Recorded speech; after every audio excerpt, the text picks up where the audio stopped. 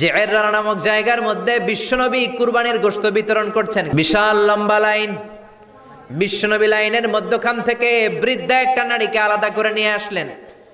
বিশ্বনবী নিজের গায়ের চাদরটা বিছিয়ে দিলেন, মহিলাটারে বসালেন, বড় একটা গোশতের টুকরা দিলেন, প্যাকেট দিলেন।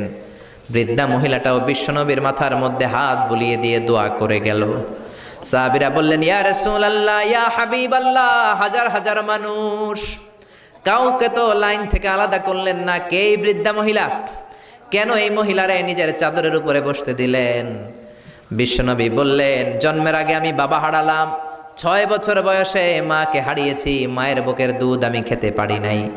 যেই মহিলাটারে আমার চাদরের উপরে বসতে দিলাম, এই মহিলাটা হলো আমার দুধ মা হালিমা, বনু সাদ গোত্রের হালিমা। এই হালিমার বুকের দুধ খেয়ে আজকে আমি তরতাজা নবী মুহাম্মদ। চিল্লায় কোন আল্লাহু আকবার।